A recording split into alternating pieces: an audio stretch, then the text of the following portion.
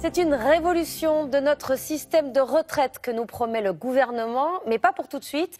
Il va y avoir 1 an de discussion, d'une vaste consultation populaire lancée aujourd'hui. Au cœur de la réforme, le passage à un système par points. 1 euro cotisé devra ouvrir les mêmes droits pour tous, avec quelques exceptions. Explication de Christelle Méral et Frédéric Faure. La réforme des retraites. Un grand bouleversement en perspective.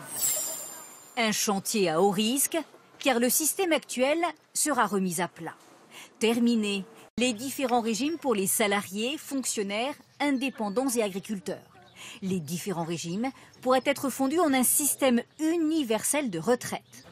Oubliez par exemple le régime des salariés, où seules les 25 meilleures années sont prises en compte. À l'avenir, pour tous les actifs, chaque euro cotisé donnerait un même nombre de points pour déterminer la retraite. Au final, en fin de carrière, l'ensemble des points engrangés déterminerait le niveau de pension. Alors comment sera calculé ce point?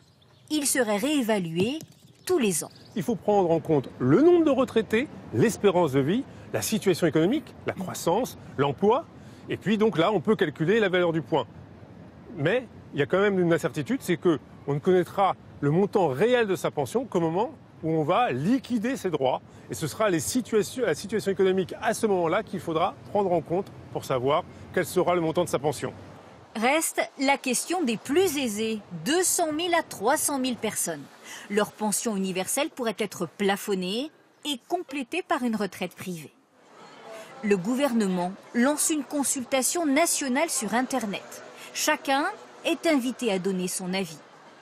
La réforme pourrait être mise en œuvre à partir de 2025 avec, à la clé, plusieurs années de transition. Bonsoir Laurent Desbonnets. Bonsoir. Quelques questions pour mieux comprendre cette réforme. D'abord, quels seraient les perdants de la réforme ? Eh bien, a priori, les fonctionnaires. Actuellement, leur retraite est calculée sur les 6 derniers mois de salaire, donc les plus élevés. Avec le nouveau système, c'est toute leur carrière qui serait prise en compte, bien moins avantageux. Alors, pour éviter une fronde des fonctionnaires, leur prime, qui représente une bonne part de la rémunération, pourrait être intégrée dans le calcul afin de limiter les pertes. Est-ce qu'on devra partir plus tôt ou plus tard ? Alors, seule certitude, il y aura toujours un âge légal, en l'occurrence 62 ans, comme aujourd'hui. Pas question, par exemple, de laisser partir plus tôt quelqu'un qui aurait un gros salaire et qui estimerait avoir accumulé suffisamment de points pour avoir une bonne retraite. Ça aurait coûté trop cher au système. Et pour ceux qui ont des carrières accidentées, qui n'auront pas assez de points ? Oui, ça concerne beaucoup de monde, des congés parentaux, des formations de longue durée, des périodes de chômage. Eh bien, il y aura des compensations, mais on ne sait pas sous quelle forme, des points supplémentaires ou une aide au moment de la retraite. Ce n'est pas encore tranché. Merci Laurent. Emmanuel Macron avait promis pendant la campagne de supprimer les régimes spéciaux de retraite dans un souci de mettre tous les travailleurs à égalité. Mais le responsable de la réforme, Jean-Paul Delevoye, concède qu'il pourrait y avoir des exceptions. Certains régimes spéciaux vont-ils perdurer? Lesquels? Laurence Decherf et Mathieu Nivelgowski. Militaires, notaires, parlementaires, des métiers dont le régime spécial de retraite devait disparaître. Pourtant, certains pourraient résister à la réforme des retraites, selon le haut-commissaire qui pilote les négociations. On va regarder quelles sont les différences qu'il est justifié de maintenir, comme pour les militaires ou pour les régimes indépendants.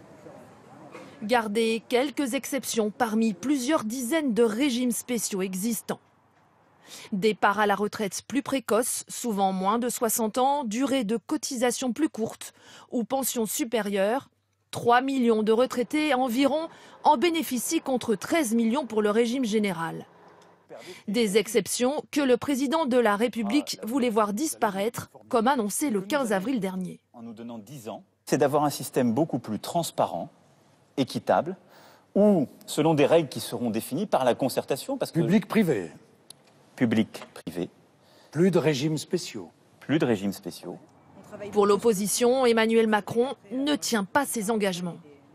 Les annonces d'aujourd'hui, c'est le début du renoncement. D'ailleurs, lorsqu'il a entrepris la réforme de la SNCF, de ne pas tout de suite parler des régimes spéciaux de retraite des cheminots, c'était déjà un marqueur, on savait qu'il allait reculer. Ce soir, Jean-Paul Delevoye pondère ses propos et renvoie aux futurs arbitrages l'avenir de ces régimes spéciaux.